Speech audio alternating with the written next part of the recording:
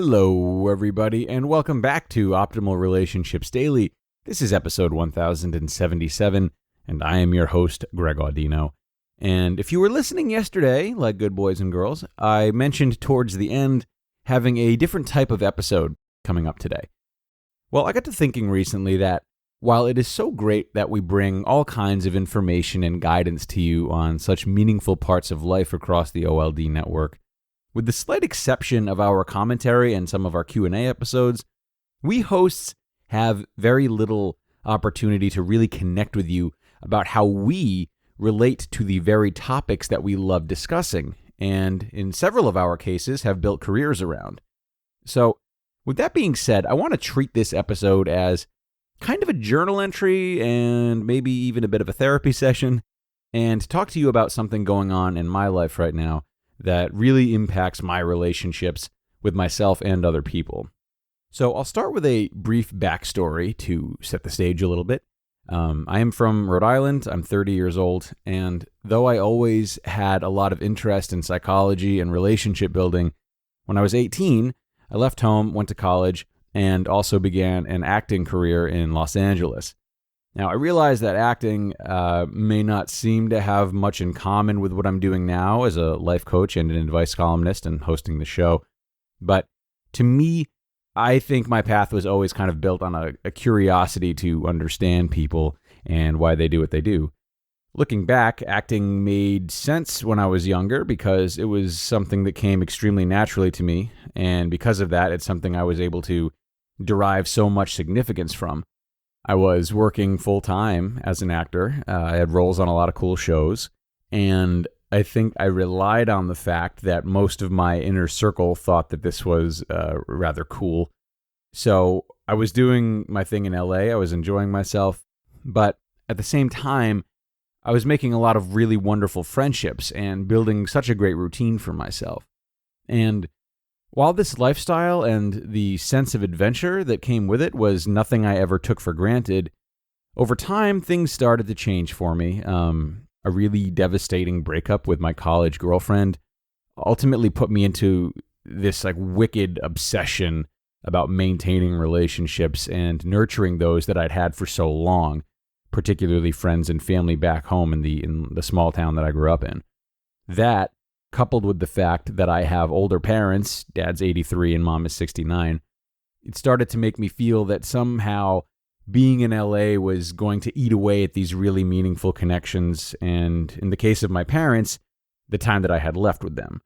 So acting just started to feel less and less worth it, less rewarding. It seemed like a waste of time, and also something that was only about me and no one else. And meanwhile, my study of psychology and relationships, as I mentioned before, was now back in full swing, taking center stage, as I found it really important to help improve my own mental health, and if I could, the mental health of others. So eventually, 2 years ago, at age 28, I decided to move back to Rhode Island, focus on these interests, and eventually started working full-time with OLD. Now fast forward 2 years, and I find myself in the very opposite pickle, a pickle I was aware that I could find myself in, but wasn't betting on at all. And that's what I wanted to express today for whomever might want to listen. While it's been really special to have spent all this time with family and old friends, and it's time I'll always be grateful for having, there are now questions of self-betrayal and whether or not I passed up on a life that I was proud to have built for myself in exchange for the comforts of the past or just people I could count on to always stick by me. I don't miss acting so much work-wise. I'm still much more fulfilled doing what I'm doing now. But personally, I felt a sense of regression, as though my life has been put on pause. And, of course, the romantic answer that most refer back to is to go back to California and do what's best for me and what fulfills me. And there is, of course, so much value in that, yeah. But questions still come up. Questions like, am I relying too much on a location and not enough on myself to facilitate my levels of satisfaction? Is the real problem a grass is greener syndrome? And am I just prone to idealizing the place that I'm not in and not being maybe mature enough about accepting and embracing inevitable sacrifices. Environmentally speaking, is California even sustainable for many more decades? Am I trying to recreate the past and a really fun 20s, or does this actually make sense for my future? And this business about the future is something that's tough for me. I try to look ahead so much and prevent future regret by putting a lot of thought into my decisions now. And while I think I'm successful in still being able to enjoy the present, it seems I'm shooting myself in the foot by trying to solve so many troubles in advance that I anticipate having, as though I can keep them from occurring in the future, which we all know is nonsense. And a lot of these troubles surround my relationship with my mother. So my mom and I have always been super close. And while I do enjoy being around her while she's still pretty youthful and not old enough to need any care, what happens in a few years when things aren't as easy for her?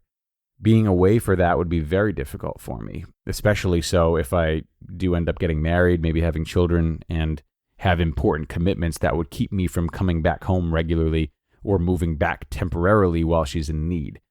My mom is very vivacious in a lot of ways, and she says she's happy with her decisions.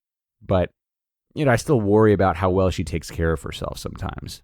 I worry about the fact that she's divorced and doesn't have me or my brother nearby. He lives in Italy. And there's a lot of guilt there in addition to how meaningful the time is with her. There's also a lot of attachment that I'm working through that has stemmed from some family dynamics in the past. And while I know that there are some unhealthy, I don't want to say bad, but unhealthy tendencies here, like taking responsibility for the feelings of someone else, it's really, really hard to shake. And I'd like to overcome that before making any big decisions either way. But you know what they say, you know what I say, action comes before motivation a lot of the time. So for what it's worth, even though my dad is older and legitimately elderly at 83, I don't wrestle with this as much when it comes to him. It helps that he's been with his girlfriend for 10 years. He bounces around between Rhode Island and Florida anyway, so I couldn't really follow him. And he has a lot of good resources too. He's constantly encouraging me to do my own thing. He's always telling me to go back to California, even though it's of no personal benefit to him, which I've always thought was interesting. And somehow it seems as though he needs me less, which is good for him, but also kind of ironic because my mother is much more independent of the two. And it's not like my mom tells me to stay or tells me that she needs me either.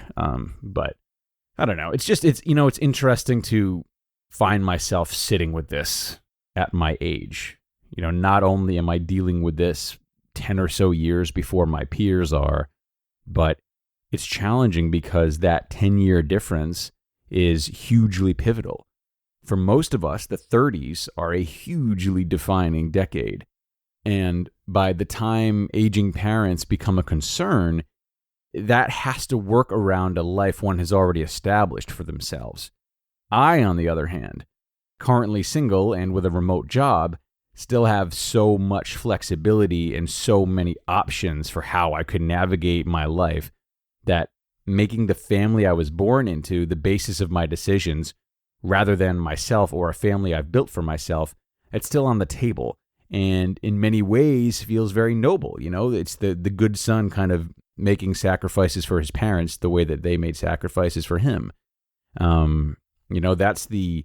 I think that's the narrative that's been in my head for a while. It's certainly really prevalent around here, like, a small town, a bunch of Italians everywhere, myself being one of them. It's like I'm doubling down on something that's always been there for me, something that I have limited time left with. But my ability to shape everything around that has been hard and maybe hasn't been the right approach at all. So that's what I'm exploring right now. So I've recently decided to give myself a deadline of Christmas. I'd want to be here for Christmas anyway, and with coronavirus concerns also rising more in California than Rhode Island at the moment, I'm content with being here through the end of the year. And I'm working on this week after week with a therapist that I'm really pleased with.